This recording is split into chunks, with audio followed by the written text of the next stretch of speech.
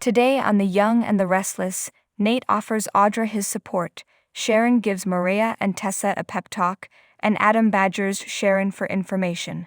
At the tack house, Tessa weeps as she sings the Itsy Bitsy Spider to Aria. She realizes that the baby can't hear her. Maria is sure she can feel it anyway. After they put her to bed, Tessa takes a deep breath and they talk about all the support they need. Maria wants to call Sharon and tell her the news. Her wife needs a hug first.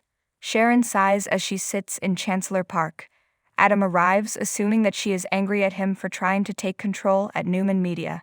He wonders if she is plotting against him. She says not everything is about him. She's thinking in much bigger terms and has made a decision that will affect the entire operation. When he heard her talking to Esther earlier, he guessed that she has a new plan for herself. Sharon will share what she's thinking when she sees him with his father and brother. She doesn't want to have to repeat her plans over and over. Her plans are in flux and she won't give any more details. When she mentions she needs to talk to Nick first, he's miffed that she's cutting him out of the loop. They bicker about his place at Newman Media and the extent to which he made it a success. She's sure that he just wants his father to embrace him proudly and accuses him of spinning things the way he wants them to be. Those actions will have consequences. She thought they were starting to find some balance, but he had to try grabbing power yet again. He shouldn't be surprised if his partners decided on another direction. Adam assumes that she and Nick are hatching a counter-coup. Maria calls and asks her to swing by for some news. Before she can rush off, Adam asks if there's a plan to pull the rug out from under him. Sharon won't tell him anything more and walks away. Sharon visits the tack house and Maria and Tessa fill her in on the meeting with the audiologist. It is likely that Aria's hearing loss is not curable, but the doctor wants to do more tests. There are treatment options and surgical procedures available, but the thoughts of those are making them nervous. Sharon tries to keep them calm and reminds them that Aria will have lots of good days with them. They will just have to fit some other things into their days. This is scary and hard, but they need to take it one step at a time. The wives tell her she's good at pep talks. That's why they called her, and they know there's no reason not to think the hearing aids won't be successful. But it's still tough to think of their little girl missing out. Tearing up, Maria can't stop thinking about if a little girl has been in pain. Sharon tells her not to think about that and to remember how much support they have from family and friends. They will help get Aria to a better place. After Sharon leaves, they have tea and Maria asks her to pretend she's Aria and sing to her. They cuddle and Tessa sings. She can feel every vibration and it's beautiful. Tessa weeps. Audra is surprised that Victor has come to see her at her suite so soon. He informs her that the merger is happening. He makes it clear that this is the endgame he had in mind. Adam just wanted it sooner and he will no longer be a problem for her. She assumes he's there to tell her she's done at Newman Media. He announces that he has plans for her. Audra is not sure what that means. Victor is happy with what she has done and tells her to keep up the good work until she hears from him. Perfect scheme team. Sally and Adam from The Young and Restless are made for each other. Nate is sitting in Victoria's office. He sends her a text hoping that things are going smoothly for her in Lay. Audra calls to say that Victor just met her and something is up. Nate goes to Audra's suite and she recaps her conversation with Victor. He's not firing her, but she doesn't know what her status is. He did say he was impressed by her. Nate assures her that he has her back and there could be something better on the horizon for both of them. Things have been working out for them and they will continue to do so. She appreciates his support and encouragement. Having him in her corner makes her feel better. As far as alliances go, she's used to dealing with Tucker, so this is a change. She asks about how long Victoria is out of town and suggests they grab dinner if he's bored. That sounds good to him. He tells her not to stress out and exits.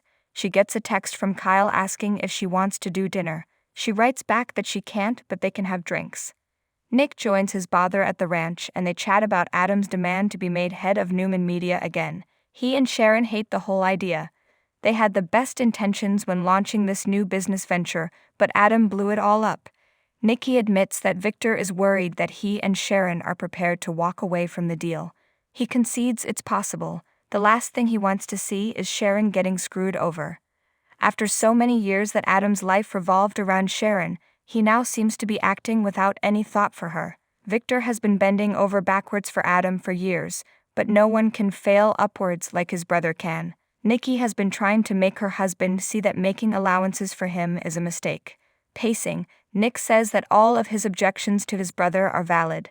Nothing they can say to Victor seems to be enough to convince him to let Adam go. He's tired of all the drama. He and Sharon need to focus on their own lives. Victor thinks he's all-powerful, but that's not the case with Adam. Nikki is sure that Adam likes being an outcast. Her son thinks that's something Victor can't understand.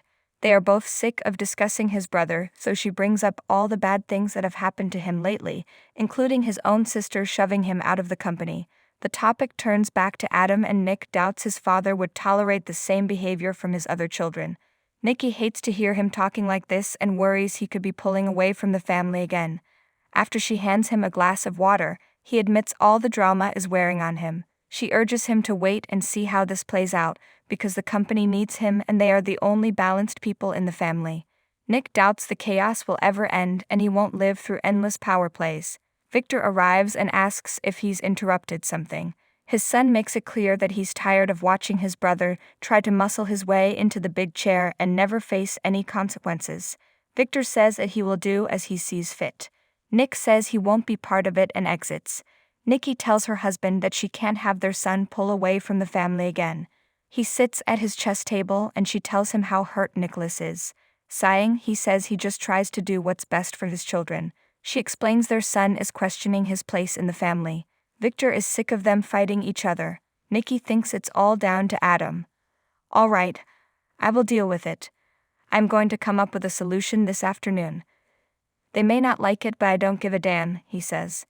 Nate bumps into Adam at Crimson Lights. The Newman isn't sharing any information about Newman Media. Nick joins them and explains that everything involved in the merger is on hold. Nate starts probing and tells Adam that taking advantage of Audra only proves he's weak and pathetic. He wishes Nick luck in getting his brother as far away from his business as possible. Once Nate is gone, Sharon arrives and announces she wants to speak to Nick in private. Adam protests that they can't ice him out. Ignoring this, Nick and Sharon get a table and she tells him she knows exactly what she wants. She wants to get Kirsten Incorporated back. It was worth a shot to try things with Adam. But this is untenable. She's worried about how ugly things could get with Victor if they pull out. Nick offers to back her all the way. His mom wants him to come back to Newman, but he's not sure after all that's happened. They get texts from Victor summoning them to the ranch. Adam bumps into Audra in the bar at the GCAC. She says it looks like he's getting what he wants. His father told her the merger is going through and asks if she is in danger of losing her position. He makes it clear he doesn't know what's happening. She wonders if they are both about to be unemployed. He laughs when a summons from his father arrives by text. Back at the ranch, Victor tells Mickey that it's done. Giving her a hug, he tells her how much he adores her. She wonders what he's up to.